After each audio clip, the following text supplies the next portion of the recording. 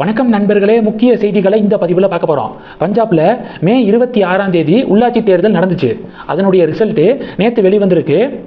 எந்தெந்த கட்சிகள் எவ்வளோ வார்டுகளை ஜெயிச்சிருக்காங்க அப்படிங்கிறத பார்க்கலாம். ஆம் ஆத்மி பார்ட்டி அவங்க தான் இங்கே ஆளுங்கட்சி. 954 வார்டுகளை ஜெயிச்சிருக்காங்க. மொத்தம் 1977 வார்டுகளுக்கு எலெக்ஷன் நடந்திருக்கு. ஆம் ஆத்மி பார்ட்டி எவ்வளவு? 954. காங்கிரஸ் 390, சுயேட்சை 251, சிரோமணி அகாலிதளம் 191, பிஜேபி 170, பகுஜன் சமாஜ் பார்ட்டி 7. இதுதான் புள்ளி விவரம். ரெண்டாவது பார்த்தீங்கன்னா காக்ரோச் ஜனதா பார்ட்டி, அதனுடைய சமூக வலைதள கணக்குகள்லாம் முடக்கப்பட்டிருக்குல்ல, நாட்டுக்கு எதிரானது அப்படிங்கிற கோணத்தில் முடக்கியிருக்காங்க. கரெக்டு தான். இப்போது அதனுடைய ஹெட்டு அபிஜித் திப்கே இருக்கான்ல, அவன் டெல்லி ஹைகோர்ட்டுக்கு போயிருக்கான். எங்களுடைய சோசியல் மீடியா அக்கௌண்ட் எல்லாத்தையும் சென்ட்ரல் கவர்மெண்ட் முடக்கிட்டாங்க, உடனே எங்களுடைய சோசியல் மீடியா அக்கௌண்ட்டை மறுபடியும் ஆக்டிவேட் பண்ண சொல்லுங்க அப்படின்னு சொல்லிட்டு கோர்ட்டை அப்ரோச் பண்ணியிருக்கான். இப்போது டெல்லி உயர்நீதிமன்றம் மத்திய அரசாங்கத்துக்கிட்ட விளக்கம் கேட்டு நோட்டீஸ் அனுப்பியிருக்காங்க. மத்திய அரசாங்கம் டெஃபினட்டாக கோர்ட்டில் எதன் காரணமாக இதை நாங்கள் முடக்கணும், இதன் பின்னாடி என்னென்ன ஆபத்து இருக்குது அப்படின்னு உளவுத்துறையுடைய ரிப்போர்ட்டை சப்மிட் பண்ணுவாங்க. அதை சப்மிட் பண்ணும்போது பல அதிர்ச்சியான விஷயங்கள் நமக்கு தெரியும். எவ்வளவு ஆபத்து இதன் பின்னாடி இருக்கா, நாட்டுக்குள்ள பிரச்சனைகளை தூண்ட இப்படியெல்லாம் பண்ணிக்கிருக்கானுங்களா. அமெரிக்காவில் உட்காந்துக்கிட்டு இவன் இந்தியாவில் கட்சியை நடத்துகிறான். அபிஜித் திப்கே வசமாக மாட்டுவானுங்க. இதன் பின்னாடி யார் யாரெல்லாம் இருக்கா, இதுக்கு யார் யாரெல்லாம் முட்டு கொடுக்கறது, எல்லாமே மாட்ட போகிறாங்க கோர்ட்டில் வச்சு. இது 2. அடுத்து பாலிமர் நியூஸு ஒரு ஷாக்கிங் ரிப்போர்ட்டை வெளியிட்டிருக்காங்க.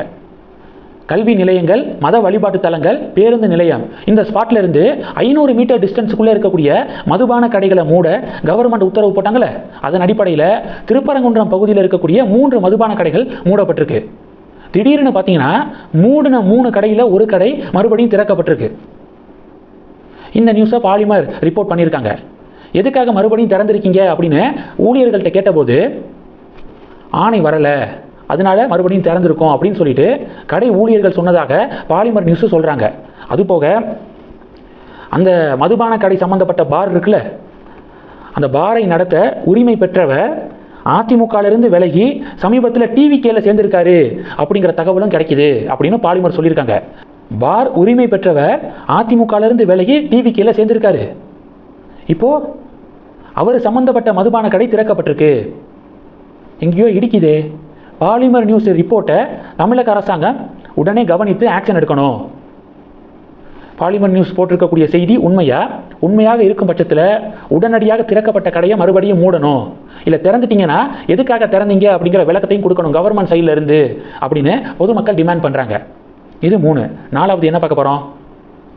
ஜூன் 4 அண்ணாமலை அவர்களுடைய பிறந்த நாளை, தன்னுடைய பிறந்த நாளை முன்னிட்டு புதிய கட்சியை அன்னைக்கு தான் அனௌன்ஸ் பண்ணுறாரு அண்ணாமலை அண்ணன் அப்படின்னு மீடியாக்கள் செய்தி வெளியிட்டு இருக்காங்க. முதல்ல புதிய கட்சி தொடங்குறாரா அப்படிங்கிறதே இப்போ வரைக்கும் உறுதி ஆகலை. அதுக்குள்ளே டேட்டே ஃபிக்ஸ் பண்ணிட்டாங்க யூடியூப் சேனல்ஸு, தமிழக மீடியாக்கள். அண்ணாமலை அவர்கள் தனி கட்சி ஆரம்பித்தா நீ சப்போர்ட் பண்ணுவியா, இல்லை பாஜகவில் இருந்தால் சப்போர்ட் பண்ணுவியா அப்படின்னு சில பேர் கேள்வி கேட்குறாங்க. அண்ணன் என்ன முடிவு எடுத்தாலும் நான் சப்போர்ட் பண்ணுவேன், அதில் மாற்றமே இல்லை. அவர் தனியாக கட்சி ஆரம்பித்தாலும் சப்போர்ட் பண்ணுவேன், அவர் பாஜகவிலே தொடர்ந்தாலும் என்னுடைய சப்போர்ட் எப்போதுமே இருக்குது, அதில் டவுட்டே வேண்டாம். ஆனால் எது அட்வான்டேஜ் கூட அப்படிங்கிறத பற்றி நம்ம டிஸ்கஸ் பண்ணியே ஆகணும். இப்போ பிஜேபியில் இருக்காரு அப்படின்னா நிறைய ரூல்ஸ் அண்ட் ரெகுலேஷன் பிஜேபிக்குள்ளே இருக்குது. 3 வருஷம் தான் மாநில தலைவர் பதவி. இப்போ மாநில தலைவர் ஆக்கினாலும் 3 வருஷத்துக்கு அப்புறம் புதுசாக ஒருத்தரை போடணும் அப்படிங்கிற ரெஸ்ட்ரிக்ஷன்லாம் இருக்குது. 3 வருஷம் கஷ்டப்பட்டு பாஜகவை வளர்த்துட்டு அடுத்து வேற ஒருத்தரை அந்த சீட்டில் உட்கார வச்சு அவர் கஷ்டப்பட்டு அண்ணாமலை உழைத்ததெல்லாம் வேஸ்ட் ஆக்குவாங்க. இந்த நடைமுறை சிக்கல் பாஜகக்குள்ளே இருக்குது. இது போக பெரிய லாபி கும்பலே தமிழக பாஜகக்குள்ளே இருக்குது. நயினார், வானதி, தமிழிசை, முருகன், இவங்களாம் நாங்களாம் எப்போ இருந்து கட்சியில் இருக்கோம் தெரியுமா? இப்போ தான் வந்தார் அண்ணாமலை, வந்தோன்னா மாநில தலைவர் பதவியா, எங்களை கேட்காம அண்ணாமலை தன்னிச்சையாக எந்த முடிவும் எடுக்கக்கூடாது அப்படின்னு ப்ரெஷர் பண்ணிக்கிட்டே இருப்பாங்க. ஏதாவது குடைச்சல் கொடுத்துக்கிட்டே இருப்பாங்க. ஃப்ரீயாக சுதந்திரமாக அண்ணாமலை எந்த முடிவும் எடுக்க முடியாது. இந்த சிக்கலும் இருக்குது. இது போக மறுபடியும் திராவிட கட்சிகளோடு கூட்டணி அப்படிங்கிற காலை மேலிடம் எடுப்பாங்க. பாராளுமன்ற தேர்தலாக மறுபடியும் அதிமுகவோடைய கூட்டணி வைக்கலாம்.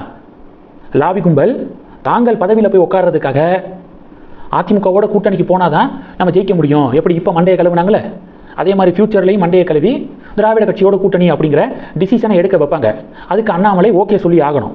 அண்ணாமலைக்கு பிடிக்காது, ஆனால் வேறு வழி இல்லாமல் ஓகே சொல்லணும். லாஸ்ட் என்ன நடக்கும்?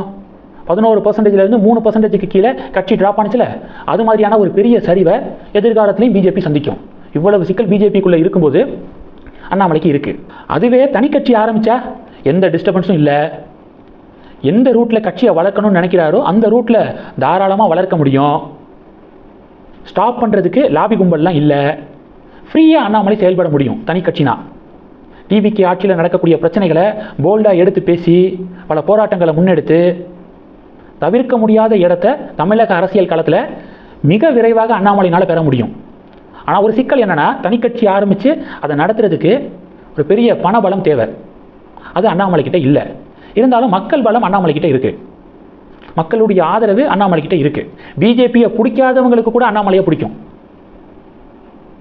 ஸோ அந்த ஒரு பவர் அண்ணாமலைக்கிட்ட இருக்கிறதுனால அவர் தமிழகத்தில் அரசியல் மாற்றம் கொடுக்கணும் அப்படின்னு வந்திருக்காரு. டிவிக்கே இன்னொரு டிஎம்கே தான். அப்படிப்பட்ட சூழலில் அவர் தனிக்கட்சி ஆரம்பித்து ஸ்ட்ராங்காக அரசியலை முன்னெடுத்தா அவருக்கு வாய்ப்பு இன்னும் பிரகாசமாக இருக்குது அப்படின்னு தான் நான் நினைக்கிறேன். அவர் நினச்ச மாற்றத்தை அப்போ தான் கொடுக்க முடியும்னு எனக்கு தோணுது. தமிழக பாஜகக்குள்ளே இருந்தால் நிறையா சிக்கல், இந்த லாபி கும்பலுடைய அட்ராசிட்டி இதெல்லாம் அண்ணாமலை ஃபேஸ் பண்ண வேண்டியது இருக்கும். ஃப்ரீ ஹேண்ட் இருக்காது. 3 வருஷம் லிமிடெட் பீரியட் தான் மாநில தலைவர் பதவி. அதுக்குள்ளே ஒரு பெரிய தாக்கத்தை ஏற்படுத்த முடியாது.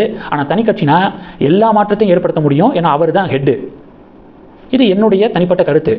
தொடர்ந்து கணக்கில் இருங்க. அடுத்தடுத்து நிறையா பதிவுகளை பார்க்க போகிறோம். நன்றி. ஜெய்ஹிந்த்.